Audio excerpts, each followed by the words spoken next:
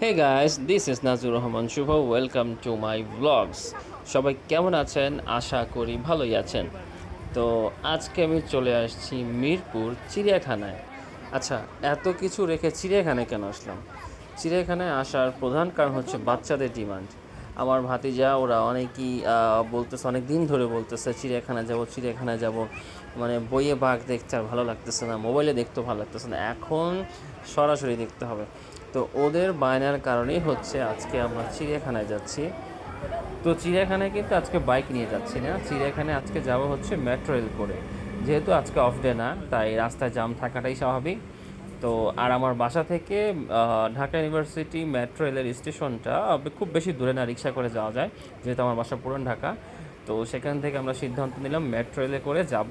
আর যেহেতু family members বেশি, তো বাইকে যাওয়াটা পসিবল না। তো টিকিট কাটার জন্য লাইনে দাঁড়িয়েছি, টিকিট কাটা কমপ্লিট এবং আমরা প্ল্যাটফর্মে চলে এসেছি, আমাদের ট্রেনও চলে এসেছে। তো আমরা এই ট্রেনে করেই মিরপুর 10 রওনা করব। তো আমরা মেট্রো রেল করে প্রথমে হচ্ছে মিরপুর 10 যাব, দেন মিরপুর 10 থেকে রিক্সা যোগে আবার চিড়িয়াখানায় যাবো, যেহেতু চিড়িয়াখানা 1 নম্বরে। আলহামদুলিল্লাহ আমরা খুব ভালোভাবে পৌঁছে গেছি চিড়িয়াখানাতে। আর চিড়িয়াখানায় এখন বর্তমান টিকিট হচ্ছে 50 টাকা, তবে 3 ফুটের অধিক যে শিশু আছে তাদেরও টিকিট লাগতেছে এখন। আজকের ওয়েদারটাও খুব ভালো, বৃষ্টি পড়ছে, যদিও অত বেশি না, ঝিরিঝিরি বৃষ্টি, মাঝে মধ্যে আবার মেঘ সরে গিয়ে রোদ উকি দিচ্ছে। তবে এই ওয়েদারটা মোটামুটি ভালো, কারণ চিড়িয়াখানায় আসলে কিন্তু অনেক হাঁটতে হয়, যেহেতু এরিয়াটা অনেক বড়, তাই আপনাকে হাঁটতে হবেই যদি সব কিছু আপনি দেখতে চান।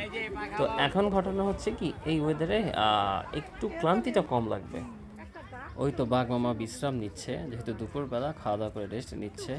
এইখানে দেখা যাচ্ছে হাতি। আর এই তো কুমির মামা বিশ্রাম নিচ্ছে। মানে এমন একটা সময় এসেছি যে সবাই যার যার খাওয়া দাওয়া শেষ করে বিশ্রাম নিচ্ছে। তবে এবার চিড়িয়াখানায় অনেক কাঁঠাল দেখেছি, কাঁঠালের বাম্পার ফলন। এই পাখিটার নাম হচ্ছে ইমো পাখি। ভাল্লুকটা কিন্তু খুবই রাগান্বিত অবস্থায় আছে, এই যে পাইচারি করতেছে। আর এই যে বাঘটা, সেও দিব্যি রেস্ট নিচ্ছে, ঘুমাচ্ছে এক কথায়। আর এই যে কচ্ছপগুলো দেখতেছেন, ওরা খুব দিব্যি সাঁতার কাটতেছে। এটা হচ্ছে লামা। এই প্রাণীটা আমি দেখি নাই, তবে নাম হচ্ছে লামা।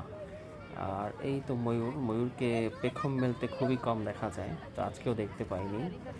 আর জিরাফ দেখলাম, আজকে অনেকগুলো জিরাফ দেখলাম, মানে চিড়িয়াখানে এর আগে আমি যখন এসেছি এত জিরাফ একসাথে আমি দেখি নাই, এখন 4 থেকে 5টা জিরাফ দেখলাম। আমার বাবা আমাকে যেটা বলে, আর শুধু আমার বাবা না, অনেকে বাবাই বলে সেটা। জেব্রাগুলো একদম কাছাকাছি চলে আসছে, মানে ভাবতেছে ওদেরকে আমরা খাবার দিব, এই জন্য হয়তো চলে আসছে। ঘোড়াও একই কাজ করছে, সামনাসামনি চলে আসছে। এই প্রাণীটা দেখতে গরুর মতো, কিন্তু মাথাটা আবার হরিণের মতো, এটার নামটা আমার মনে নেই।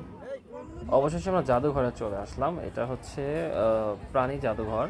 তো এই যে তিমির কঙ্কাল দিয়ে শুরু করলাম, বিশাল বড় এক তিমির কঙ্কাল, এবং ভেতরে বিভিন্ন প্রজাতির মাছ আছে অ্যাকোরিয়ামে। অবশেষে বিভিন্ন প্রজাতির মাছ দেখতে দেখতে আজকের মতো এখানেই বিদায় নিচ্ছি। ভিডিওটি অনেক লম্বা হয়ে গেছে। আমার ভিডিওটি যদি ভালো লেগে থাকে অবশ্যই লাইক, কমেন্ট এবং শেয়ার করবেন। ধন্যবাদ। আবার দেখা হবে অন্য কোনো ভিডিওতে।